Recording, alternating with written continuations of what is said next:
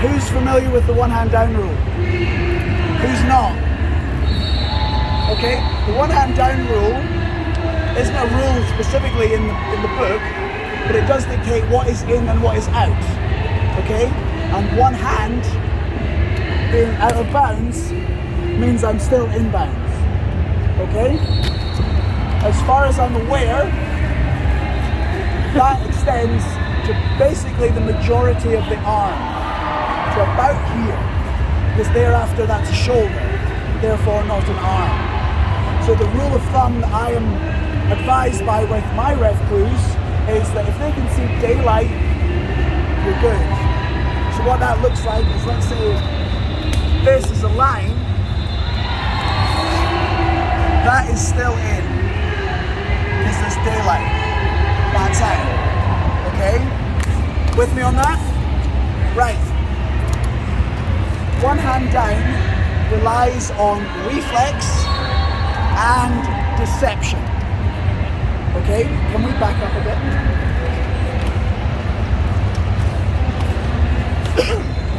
Okay, I'm going to clarify a few things to what shows you what the deception is. This is upright and inbounds. This is upright and out of bounds. This is down and inbounds. This is down and inbounds. This is down and out. This is upright and inbounds. Okay? So I've got two skates inbounds, and the only thing touching the floor is my hand, arm. So therefore I look like I'm down, so the blocker goes, yes, recycle. I get up and I just go without receiving a penalty, provided the ref can see what my arm is doing. And I have performed it correctly. With me on that? Okay? So because your body isn't touching the floor? Body isn't touching.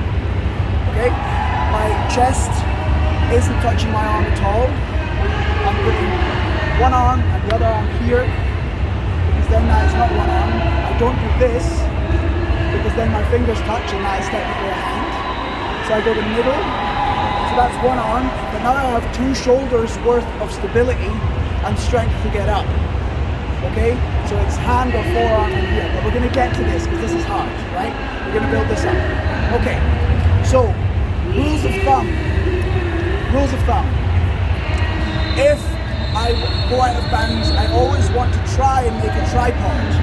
And because we work in tripods, that's easy to remember. Okay? The tripod, at its most basic, is a foot, a knee, and a hand. That's my tripod. Okay? Having a knee is much more comfortable than a foot.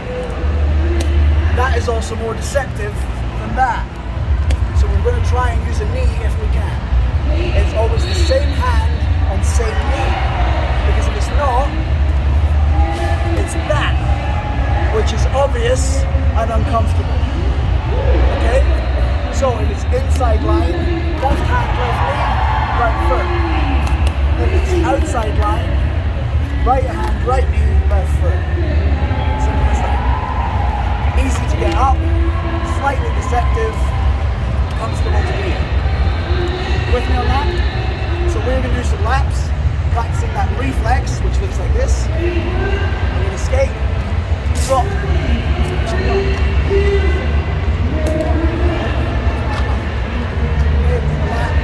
drop, and back up. In a lap, skate, drop, and back up.